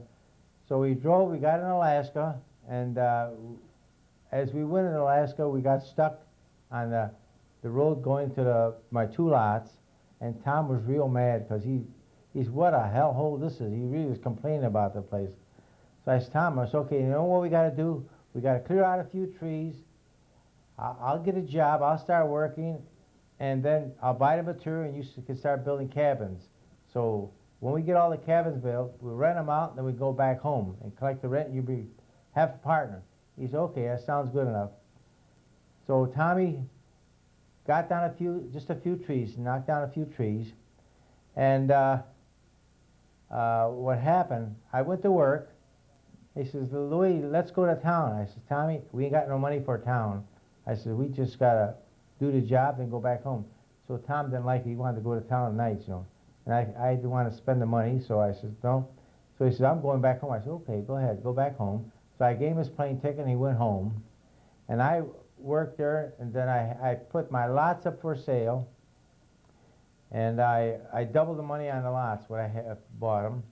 Then I advertised for my panel delivery Jeep for sale, and some captain at the camp Fort Richardson bought it for me. So after I sold that, I got on a plane and I flew home. Okay, then when I came home, I went to the employment office at Kodak, and went in the employment office, and I said, I'd like to get a job, try to get a job. He says, I'm sorry, we don't have a thing here for you. I says, how about my department? He says, no, there's nothing for you. You mind if I use the phone? I said, okay. So I called my department, and Howard Smith was at the other line of the line, and I says, Howard, I'm back from Alaska. He said, oh, how's everything, this and that? And I wanted to ask him, could I have a job there? And he kept telling me, did you have a good time, this and that? I says, well, yeah, I had a good time, this and that. He says, by the way, let me speak to the receptionist there when he got us through talking.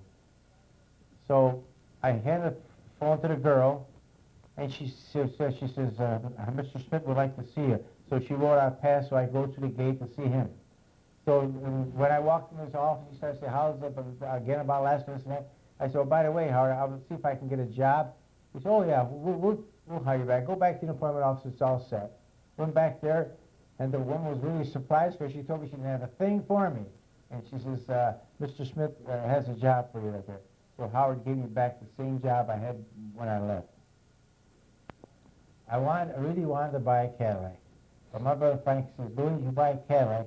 The minute they raised the hood, a mechanic, anything wrong, $100 shot to hell, because it's a Cadillac. So I said, well, that's too much money. So I decided to look for something else. So I went to the Buick here, and we walked in this place here, and I think this Buick was in a showcase here. It was a 52 Buick, it was beautiful. So we ended up buying a Buick, 52 Buick. Well, after Dad came back from Alaska, no, in fact, it was before he went to Alaska. He had a jump set. He set a jump set up out in the yard for you guys to play in. But after he came back, he was getting ready to go fishing one day with Tom Marsola, and a few boys were out in the yard playing, and all of a sudden, Bob started screaming. And we ran out in the yard, and he had fallen from the jump set. And we didn't know how badly he was hurt, but did we call an ambulance, or did you? Well, the kid, his arm was flipped over. Did you call an ambulance, or did you take him? We took him with the car. Okay. Dad took him to the hospital, and he had broken his arm, and they put it in a cast. And for some reason, he had a fever. He had a slight fever when the doctor checked him, and he decided to keep him overnight. So he spent the night in the hospital with a broken arm. One morning, when Bob was in the first grade, I was getting him ready for school, and I went to put his shirt on, and I noticed on his back was like a little blister. So I don't know what made me think that it was anything that I should keep him home from school for, but I did. In fact, I think I must have looked and found a few more. But I called a doctor, and he said there was chicken pox going around, and that was probably what he had. So we took him into the doctor and checked him out, and it was chicken pox. And lo and behold, a couple of weeks later, I had 2 more patients. Bob was better, and Mike and Ron had him. So we went through that stage of chicken pox. It seemed that every winter especially, you guys would get sore throats, a lot of sore throats. And it was trips to the doctor and trips to the doctor. So finally, Dr. Jabasi sent us to see Dr. Goring. He had your tonsils checked. And he suggested that we have them removed, because he said when your tonsils are bad and they get infected, that's what happens, and it causes a lot of trouble. So he scheduled you to go in the hospital and have your tonsils out. So we took you into the Park Avenue Hospital, all 3 of you at one time. They had a nice big room, and they put you all together in separate beds, of course, but in the same room. and we had to leave you. So we went up to visit you that night before you were to have your tonsils out the next day, and they were serving you dinner. And they brought you your trays. They had your food, and each tray had a little salt and pepper shaker, and you had your glass of water, and you had all your stuff on it. And you salt and peppered your food to your taste. And after you had your supper, you were up and running around the room and kind of Raising expending hell. a little energy. And I was trying to quiet you down. I told you to get back in bed and be quiet. And the nurse said, Ms. Asento, let them play around and have fun tonight, because tomorrow they won't feel like doing that. So they were very nice to you up there. The first summer we were on Wall Street, Fran Rosati told me about the Genesee Settlement House, or Baden Street Settlement House, that had a program for children in summertime. And you could register them to go to camp for 5 days a week. So I signed just Bobby up that first year. You had to be a certain age to get in. So Bobby went to Camp Fisher. They call it Camp Fisher. He went along with Fran Rosati's daughter, and I believe Sandra went along with him that year. In the second summer we were at 97 Wall Street, Michael and Ron went to Camp Fisher. And that year Bob couldn't go because he had broken his arm, and he had his arm in a sling. So he missed Camp Fisher that year. Before Dad left for Alaska with Tommy, we bought 3 bikes for you, and they had training wheels. And that you learned to ride on the smaller bike. And Rudy was with me at that time when Dad was in Alaska. And you boys wanted to ride your bikes without the trainer wheels. And I said, no, you have to learn to ride really well before you take the trainer wheels off. So my brother, one way or another, he got you to learn to ride without the training wheels. I guess he tried you out a little bit at a time until you could ride really well with your bikes. While we were on Wall Street, we were real close to the rest of the family, with Teresa and them being next across the road from us, and Fran and them being down the street, and Grace and Frank being upstairs. So there were so many kids, cousins, and it seemed like somebody had a birthday almost every month. So we had parties. We'd have parties in Grandma Asento's backyard where Grace and Frank and Teresa lived, or we'd have a party over in our yard on Wall Street there. And all the cousins would get together. We had pictures and take pictures, and it was a lot of fun. Jim Rosati, we always liked to go fishing. So him and I used to go to Black Lake, and we'd rent a cabin and get a boat for $2 or $3 for the weekend or something like that. We'd do our fishing. We'd do pretty good fishing, really good fishing at Black Lake. Okay, I got a hold of some sunflower seeds. They're supposed to be giant sunflower seeds. And I had already built a flower box around my little house on 97 Wall Street. So I planted a few sunflower seeds around it. And those things got to be about 7 or 8 feet tall and a huge, about 14, 15 inches in diameter, huge big sunflower seeds. Had good luck with them out there. While we were living in the little house on Wall Street, we decided it was too small, and we wanted a bigger place. So we started looking for a house, and I think Sam Mersola was in the real estate business, and he showed us a house on Driving Park. And we put in an offer on it, and after some going back and forth, we bought the house for $9,700. And it was a 2-story. It had 3 bedrooms and a porch upstairs, and 3 large rooms downstairs with a front porch across the front. And I especially liked it because it was near a nice school. And from the kitchen window, I could watch while the boys walked to school, School 34 on Lexington Avenue. After we bought the house on Driving Park, I decided to make some extra money, so I went out and bought me a cement mixer to do some cement work around the city, make extra money. Because I was working 3 tricks, I could do it on my off tricks. So I went out and got me some jobs. When I worked the midnight shift, I could work in the daytime. That's what I did. The year before we bought the house on Drive-In Park, um, my brother Rudy got married. Uh, he couldn't find work down south, and they decided to come up to Rochester, ask us if they could come up to Rochester. And Dad told them yes, they could, and they could stay with us until they got straightened out. So they moved up. We moved in the summer of '55, and they came up that winter. In fact, yeah, and it was closer to right after we had moved in. And they lived with us for some time. Rudy had trouble finding work, couldn't get a job. So I went to work at Edwards in the candy department. Well, when I buy candy from Mom, I'd say a pound of candy, and she'd just give me a pound right to the ounce. Wouldn't give me any more or any less. Then I finally, one day, I got a hold of Gloria. I said, give me a pound of caramels. And she gave me about a pound and a half, a pound and three-quarters. And she just charged me for a pound. So I like to buy candy better from Gloria than from Mom. We went down south on a vacation at Christmas time, and we decided to take Nanny and Granddaddy something that they really would like. So we went out looking for a TV. We thought we'd take them a television.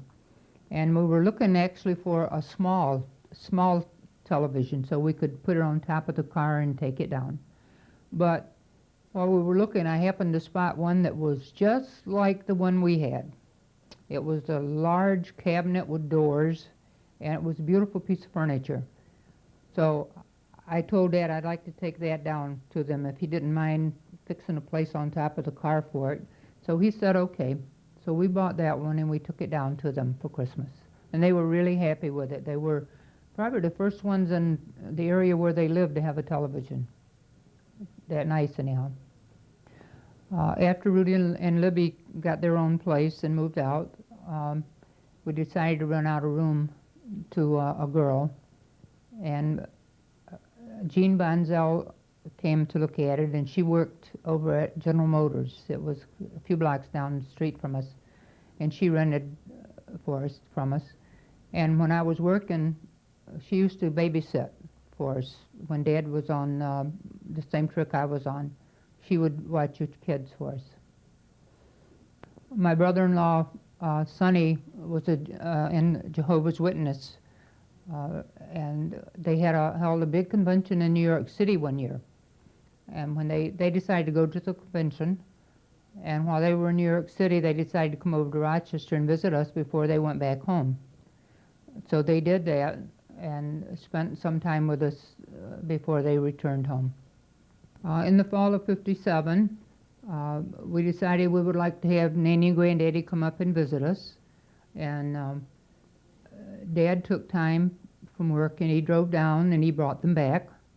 And I forget just how long they did stay with us, but for probably a couple of weeks they were with us. And we took them to Niagara Falls and showed them a little bit of the city, and they got to meet Dad's folks.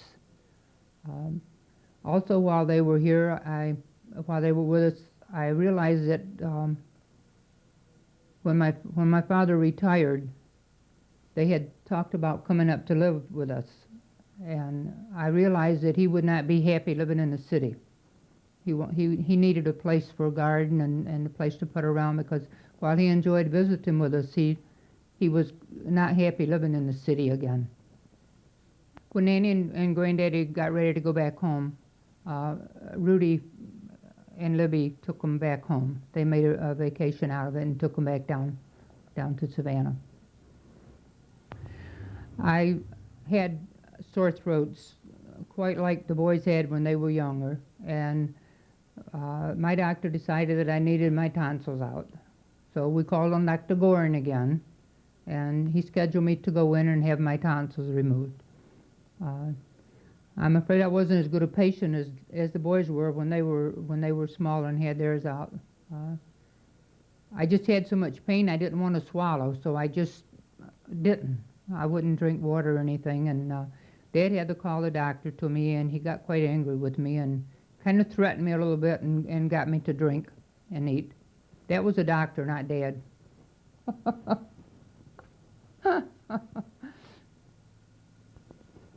I decided I wanted to go to work.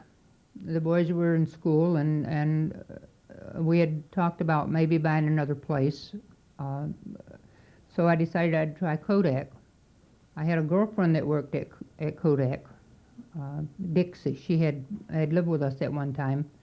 So I went and applied for work at Kodak and told them that I would like to go to the X-ray department where my friend worked. So I got hired and I started working at Kodak in 1957. I liked it when I first started, but it took me away from home too much. I really didn't like being away from home that much. But the money was good. It beat Edwards as far as earnings concerned. But it was okay. But I just didn't like being away from home that much. Well, we worked at Kodak Park. When I first started working at Kodak, I worked at Kodak Park. And then X-ray built a new building in West Kodak. 313, yeah. Building 313. It was in West Kodak, a different area.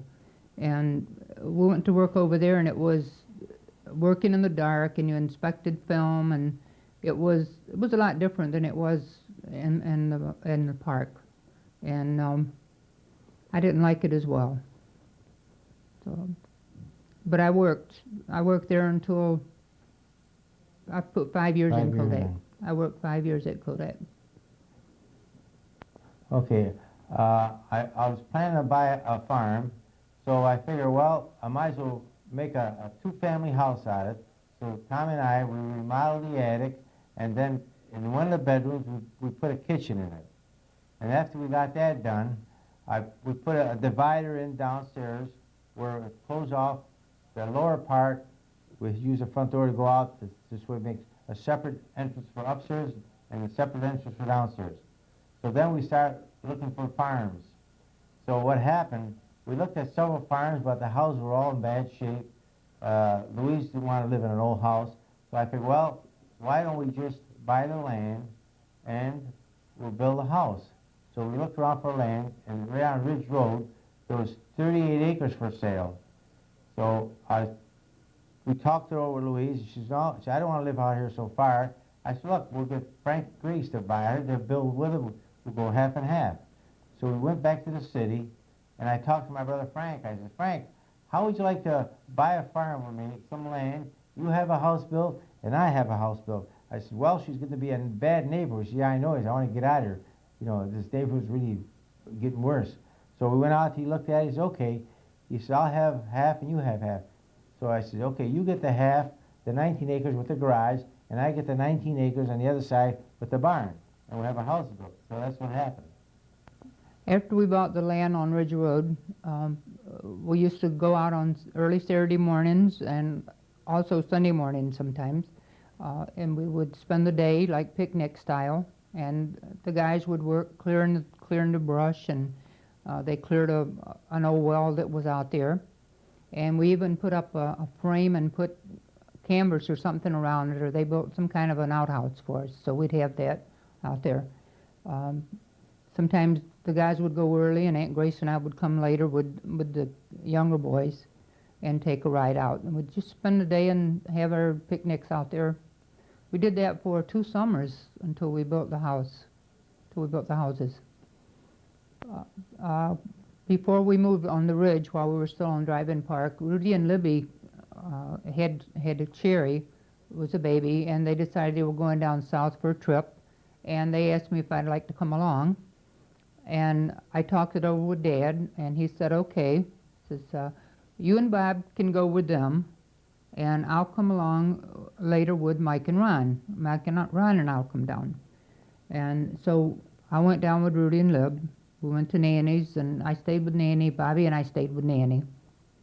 And Rudy and Lib stayed with her folks. Okay, and what happened, I had a Nash Rambler, so I figured, well, since I'm going to the south with the boys, I might as well make a few bucks going down there. So I drove my station wagon to Beansy, and I had loaded up with pencil sets, irons, toasters, negligees, and a whole bunch of stuff I loaded back of Jeep, all on consignment. But what I don't sell, I can take back to Beanby.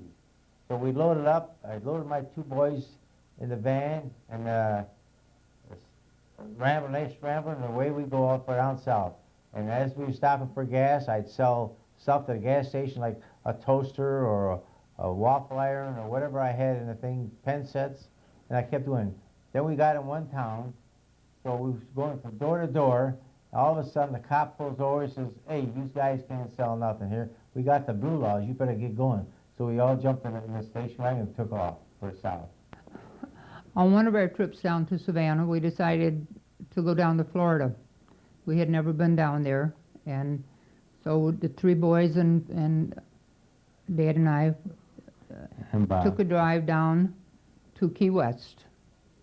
And Dad decided he wanted to go fishing. As long as he was in Florida, he'd like to go fishing. So he went out on one of the charter boats, and he was out for the day. He came back in, and we were waiting for him, and he had not felt very good out on the boat. He had gotten seasick. But I think he brought some fish back, because we had rented a motel with a kitchenette, and we had fried fish, if I'm not mistaken. He brought enough back that we could have a fish fry. So we enjoyed being down there. But on the way back, we stopped by a creek someplace for some reason, and all of a sudden this swarm of little black flies, just as if they had been waiting for their supper or something, they just attacked us. And we all had to turn around and run back to the car and get in and close the windows up and take off. It was hot weather, and the flies and the mosquitoes were out down there pretty bad. Well, one day I decided we'd go for a boat ride, so I took the whole family to Canandaigua Lake, and I rented a boat with a motor, and that's when Bobby had a broken arm at the time. And we drive around the lake. All of a sudden, this big speedboat whizzed by me and slows down. It was my cousin Joe. He owned a place there with these pleasure riding boats. It must have had about 20 seats in it. They gave rides. He said, "Hey, what are these guys doing here?" I said, "We're going for a boat ride." He said, "Well, follow me back to the house, and I'll give you guys a ride. You won't forget," and all that. So we followed him to his place on Canandaigua Lake. We parked our boat there, and we got in his speedboat. The three guys, my wife and I, and Joe, and away we took off. And he must have been going about 30, 40 miles an hour, and that boat was sailing. And these guys were saying, "Faster, faster." And that guy, we couldn't hardly breathe, it was going so fast. And we really enjoyed the ride. It was a fast ride. When we'd go down to visit Nanny and Granddaddy in the summertime, we used to go down to Tybee. And Tybee was on the ocean, of course, the beach. It was not a very large beach, but they had white sand, and it was a nice place for kids to play. They had a long pier. In fact, they had a closed-in pier where they had roller skating and places you could sit. And the boys you guys used to love it down there. We'd go down with you. Once we went, and Nadine went down with us, and we were out in the water, and you had to watch the waves, because sometimes they would catch you before you didn't realize how high they were going to be. So we're going out, and all of a sudden I see this big breaker coming. So I told Nadine, "Let's get back on the beach, because I don't want to get kids knocked off their feet here." So she had Bobby on one side of her, and I had Michael Ron on the other side of me, and one was in the middle. Well, we turned around and started back, and the wave hit us, and we all lost our footing just about. And when one of the kids went under, and we had to pull him up, and I was shooken up quite a bit. And I looked up, as we got everybody back on their feet again, I looked up, and here Dad and Granddaddy are sitting up on the bench. They're watching all the girls go by, and we're down there, could be drowning in the water, and they're just admiring the girls in their bathing suits. But it turned out okay. Nobody got hurt, but we got we got pretty scared there for a little bit.